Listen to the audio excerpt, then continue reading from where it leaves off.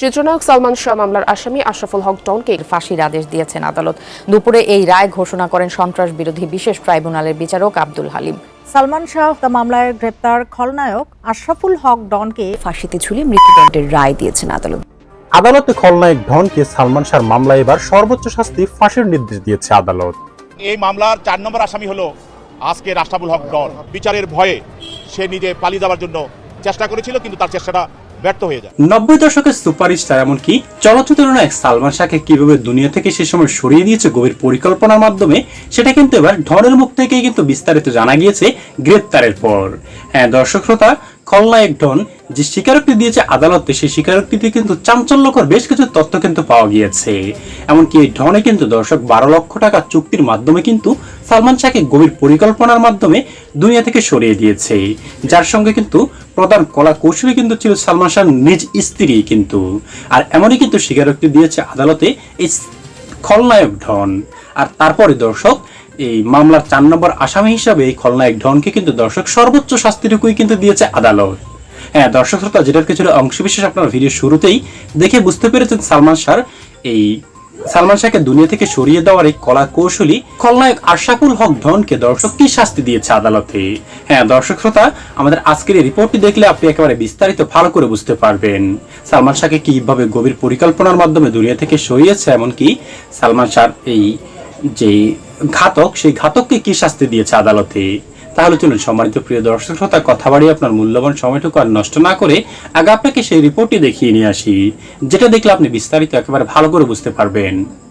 চিত্রনায়ক সালমান শাহ মামলায় খল অভিনেতা আশরাফুল হক ডনকে গ্রেফতার করেছে পুলিশ।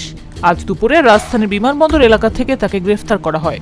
পরে তাকে পুলিশের অপরাধ তদন্ত বিভাগে হস্তান্তর করা হয়েছে। ডনের গ্রেফতারের খবর ছড়িয়ে পড়ার পর তাৎক্ষণিক প্রতিক্রিয়া জানিয়েছেন সালমান শাহর মা নীলা চৌধুরী। তিনি ছেলের সঙ্গে ডনের সংশ্লিষ্টতার অভিযোগ তুলে গ্রেফতারে সন্তোষ প্রকাশ করেছেন। নীলা চৌধুরী বলেন, সালমান আমার সন্তান, সে আমার বুকের মধ্যে আছে, থাকবে, তাকে করা হয়েছে। আর সালমান হত্যাকাণ্ডের সঙ্গে ওতপ্রোতভাবে জড়িত ছিল এই ডন। শুধু তাই নয়, সালমানের মৃত্যুর পর সে আমাকে নানাভাবে অপমান করেছে এবং আমার ছেলের নামে অনেক মিথ্যা অপবাদ দিয়েছে। আজ সে গ্রেফতার হয়েছে। তিনি আরো বলেন, সব প্রমাণ একদিন হবে। সালমান শাহর মা বলেন, আল্লাহর কাছে কৃতজ্ঞতা, বর্তমান সরকারের প্রতি আমার আস্থা আছে। সালমান হত্যার সঙ্গে জড়িত সবাইকে গ্রেফতার করা হোক। আশা করি আমি আমার সন্তান হত্যার বিচার একদিন পাব। 1996 সালের 6 সেপ্টেম্বর রাজধানীর নিউ ইস্কাটনের বাসায় মারা যান জনপ্রিয় চিত্রনায়ক চৌধুরী মোহাম্মদ শাহরিয়ার ইমন ওরফে সালমান শাহ। তার মৃত্যুর ঘটনায় বাবা প্রয়াত কমরউদ্দিন আহমেদ চৌধুরী অপমৃত্যুর মামলা করেন। পরবর্তী সময়ে 1997 সালের 24 জুলাই ছেলেকে হত্যা করা হয়েছে অভিযোগ করে মামলাটি হত্যা মামলা হিসেবে নেওয়ার আবেদন করেন তিনি। অপমৃত্যু ও হত্যার অভিযোগ একসঙ্গে তদন্তের জন্য আদালত সিআইডিকে নির্দেশ দেন।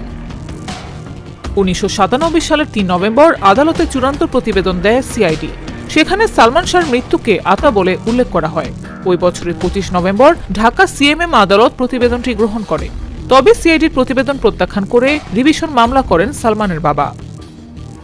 দীর্ঘ আইনি প্রক্রিয়ার পর 2025 সালের 20 অক্টোবর ঢাকার 6ষ্ঠ অতিরিক্ত মহানগর দায়রা জজ মোহাম্মদ জান্নাতুল ফেরদৌস ইবনে হক বাদী পক্ষে রিভিশন মঞ্জুর করেন।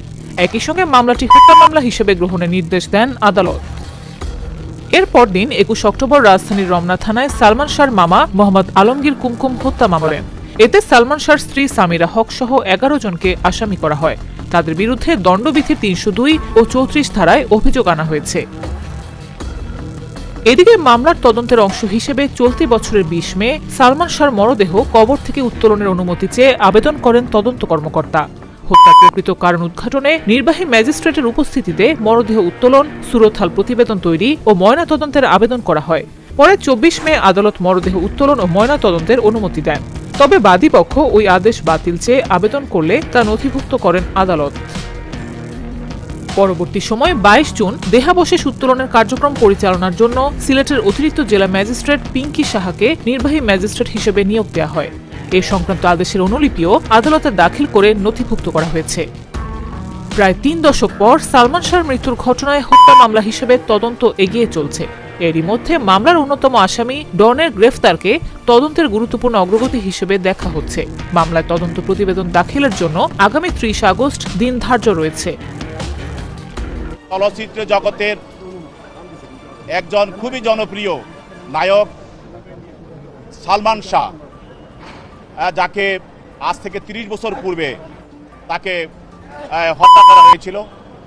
এই মামলার পরবর্তীতে তার মামা এই মামলা দায়ের করে এবং এই মামলা দীর্ঘদিন তার মা, তার বাবা, সালমান শাহের বাবা দুইজনে এবং তার সালমান শাহর ফ্যানেরা আন্দোলন সংগ্রাম করে এই পরবর্তীতে বিজ্ঞ আদালত থেকে আদেশ নিয়ে এই মামলাটি রমনা থানায় একটি হত্যা মামলা দায়ের হয়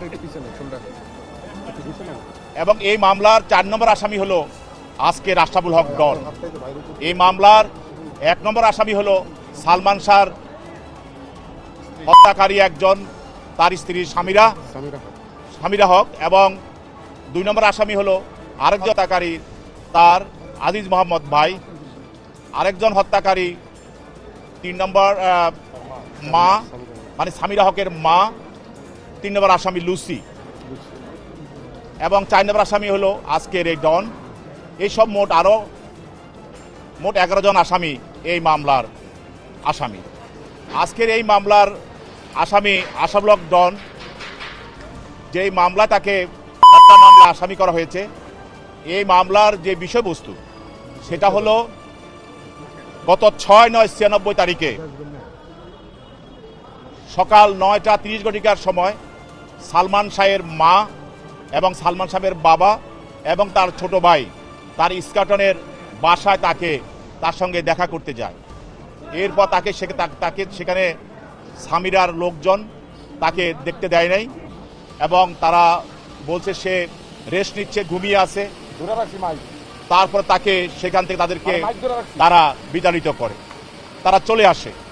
এরপরে রাত 11টার দিকে, 11:30 সময় সেখানে একজন প্রোডাকশন ম্যানেজার সে ফোন করে জানায় সালমান শাহের মাকে বা বাবাকে যে সালমান শাহের অবস্থা খুব খারাপ, সেই জন্য কী অবস্থায় আছে আপনারা আসেন।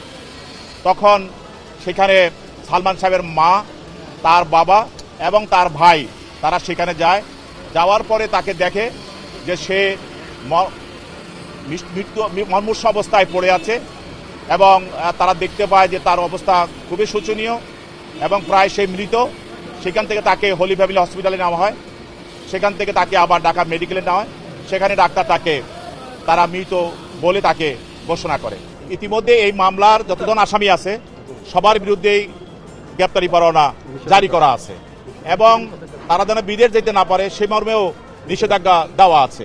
সেখানে ডন দেশের বর্তমান সরকারের যে বিচার ব্যবস্থা এবং সকল অতীতে ফ্যাসিস্টের আমলে যে সপ্তাহ বা নির্যাতনের বিচার বন্ধ ছিল বা ধীরগতি ছিল, সেগুলি এখন এই সরকারের আমলে বিভিন্ন সময় আপনারা দেখছেন যে সরকার ন্যায় বিচার নিশ্চিত করার জন্য সবার পক্ষে কাজ করে যাচ্ছেন। সেই জন্য সে এই বিচারের ভয়ে সে নিজে পালিয়ে যাওয়ার জন্য চেষ্টা করেছিল, কিন্তু তার চেষ্টাটা ব্যর্থ হয়ে যায়। হ্যাঁ দর্শক, এই আশরাফুল হক ডন কিন্তু সে সময়কার একজন খলনায়ক ছিল। যে বাংলা চলচ্চিত্রে দর্শক জনপ্রিয় একজনই কিন্তু ছিল এই খলনায়ক ডন।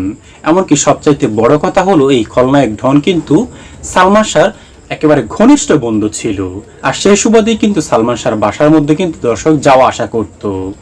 আর সেই সুযোগটাকে কাজে লাগিয়েই কিন্তু সালমান শাহর স্ত্রীর সঙ্গে দর্শক অবৈধ সম্পর্ক করে সেই দর্শক একটা অনৈতিক সম্পর্ক গড়ে তুলে কিন্তু সালমান শাহকে দুনিয়া থেকে সরিয়ে দেওয়ার দর্শক গভীর পরিকল্পনা কিন্তু আঁকে এই সালমান শাহর স্ত্রী ডন, এমনকি সে সময়কার দর্শক মাফিয়া কিং এই আজিজ মোহাম্মদ ভাই। আর তাদের এই পূর্ণাঙ্গ গ্যাংটা মিলিয়ে কিন্তু দর্শক এই সালমান শাহকে কিন্তু সে সময়ের মানে একেবারে সেরা সুপারস্টার যাকে বলা হতো তাকে কিন্তু দুনিয়া থেকে সরিয়ে দিয়েছে। আর তার প্রধান কারণ হলো দর্শক সালমান শাহর স্ত্রীর পরকীয়া, ডনের সঙ্গে এমনকি সালমান শাহর দর্শক সয় সম্পত্তি আত্মসাৎ। আর সেটাই কিন্তু দীর্ঘ দর্শক বহু বছর পর কিন্তু এখন একে একে উঠে আসছে। আর সেটা সূত্র ধরেই কিন্তু এখন এই খলনায়ক ডন, যার প্রকৃত নাম আশরাফুল হক ডন, সে কিন্তু সৌদি আরবে পালিয়ে যাওয়ার সময় তাকে কিন্তু এয়ারপোর্ট থেকে কিন্তু গ্রেপ্তার করা হয়। আর গ্রেপ্তারের পরে কিন্তু দর্শক এমন সব চাঞ্চল্যকর তথ্য কিন্তু একে একে বেরিয়ে আসছে। হ্যাঁ সম্মানিত প্রিয় দর্শক শ্রোতা, এই রিপোর্টগুলি দেখার পর এমনকি তথ্যাদিগুলি জানার পর আপনার কি মনে হয় আশরাফুল হক ডনকে দর্শক সর্বোচ্চ শাস্তিটুকুই দেওয়া দরকার আদালতে? দর্শক অবশ্যই আপনার মূল্যবান মতামতটুকু লিখবেন আমাদের কমেন্ট বক্সে। আজ এ পর্যন্ত, আশা করি সকলে অনেক ভালো থাকবেন। খোদা হাফেজ।